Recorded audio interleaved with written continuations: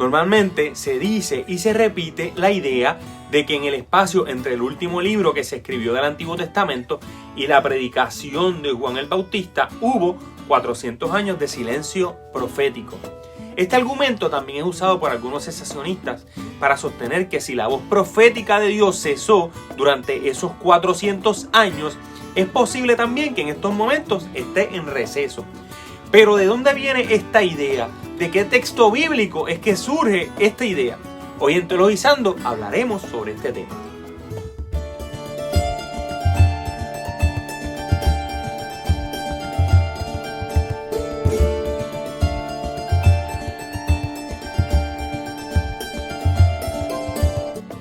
En el año 597 a.C., Judá cayó ante Babilonia.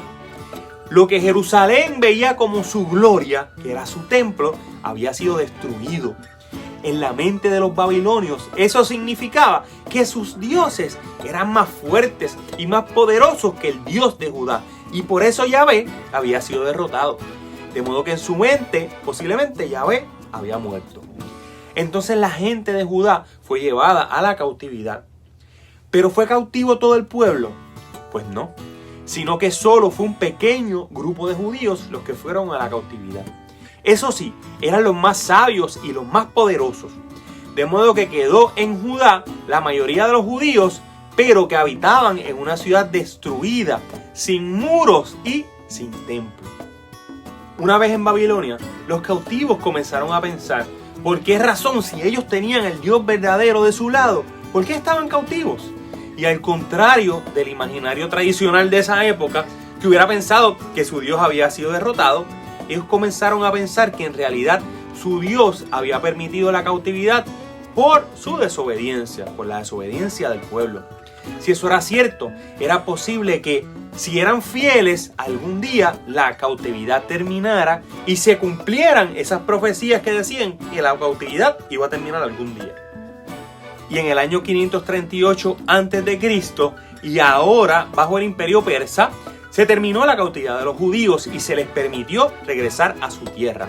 Sin embargo, solo regresó un grupo pequeño, pues la mayoría decidió permanecer de forma permanente en Babilonia, pues aún en la cautividad con la que habían llegado a esa tierra extranjera, habían prosperado en esa tierra.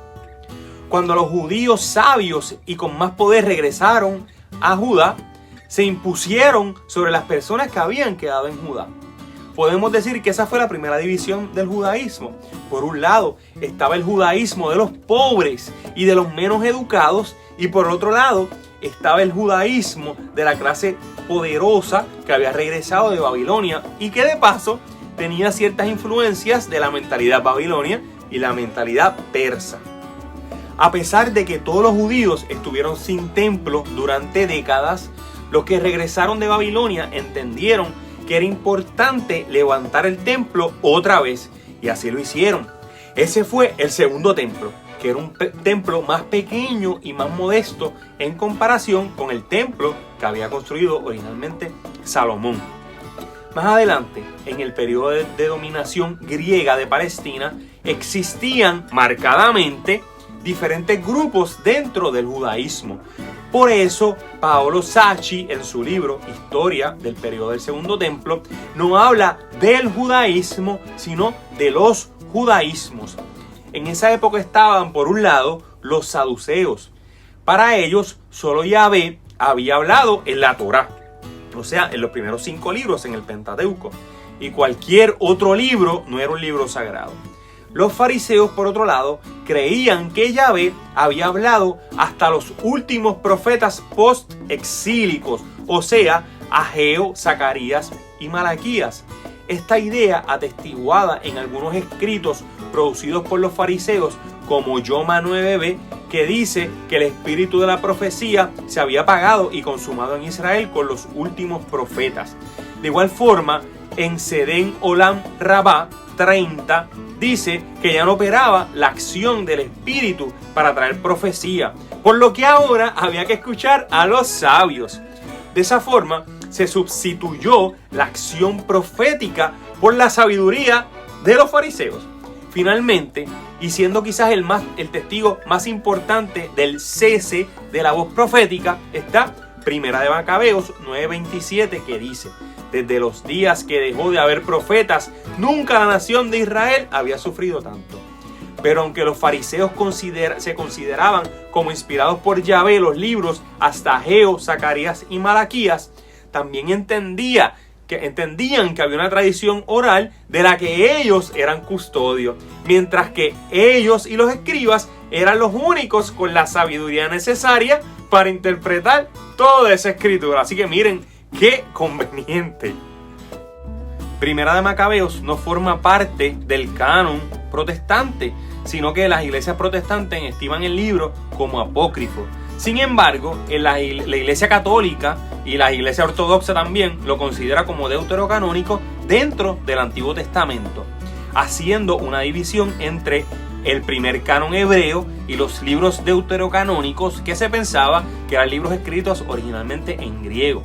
Pues todos estos libros estaban compilados en la primera traducción del hebreo al griego de las escrituras, que es la Septuaginta. Sin embargo, dentro del mismo segundo canon, o sea, dentro de los deuterocanónicos, existe la idea de que Dios seguía hablando, solo que ahora lo hacía a través de ángeles. Un buen ejemplo de esto es el libro de Tobit, en donde hay acción tanto angelical como demoníaca. Y otra cosa es que estemos de acuerdo o no con el contenido del libro, pero atestigua el pensamiento que ellos tenían en relación a los ángeles y los demonios. Lo mismo pasa en Segunda de Macabeos. Miren qué interesante. En Primera de Macabeos está la idea de que la voz profética cesó, pero en Segunda de Macabeos está la idea de que todavía Dios sigue hablando al pueblo, pero ahora lo hacía a través de ángeles.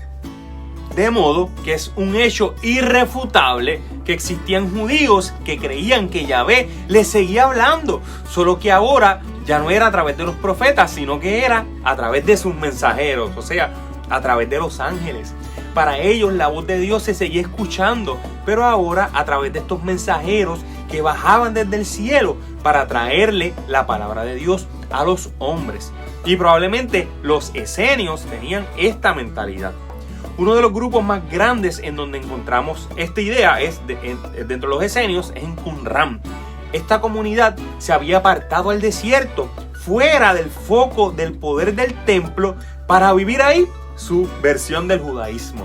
La gran cantidad de literatura que produjeron y que quedó preservada en las cuevas a las orillas del Mar Muerto atestiguan que ellos creían que Yahvé les seguía hablando a través de mensajeros divinos, o sea, a través de ángeles. Y ya muy cerca del siglo I, un ángel se le apareció a un sacerdote llamado Zacarías para anunciarle del embarazo de su esposa. Esto fue lo mismo que ocurrió en el caso de María y José.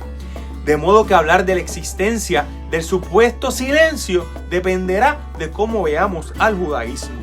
Si tenemos una mentalidad saducea, vamos a entender que Yahvé solamente le habló a Moisés y lo demás se rechazaría.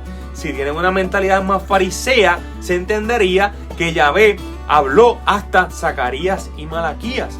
Pero para la comunidad de los esenios y para los cristianos del siglo I, la voz de Yahvé nunca había cesado, sino que en lugar de la existencia de profetas según el modelo del Antiguo Testamento, Dios seguía usando a sus propios mensajeros para llevar su palabra, para llevar sus mensajes, que fueron a los ángeles. Luego, en el siglo I, para el cristianismo no solo existía la voz profética en hombres que hablaban por medio del Espíritu Santo, sino que Dios también operaba y seguía operando a través de sus mensajeros, que eran los ángeles. Y eso lo vemos bien claro en el Nuevo Testamento, como hay acción profética a través de la figura del Espíritu Santo que le habla a los creyentes, y como también Dios usaba a sus mensajeros para llevar sus mensajes y hacer también sus tareas, que eran los ángeles. ¿Y tú, después de escuchar toda esta explicación de las diferentes vertientes del judaísmo, sigues creyendo en los 400 años de silencio? te invito a que dejes tu comentario abajo y que me digas qué crees al respecto. Y de esa manera podemos comenzar una conversación en la caja de los comentarios. Que Dios te bendiga mucho.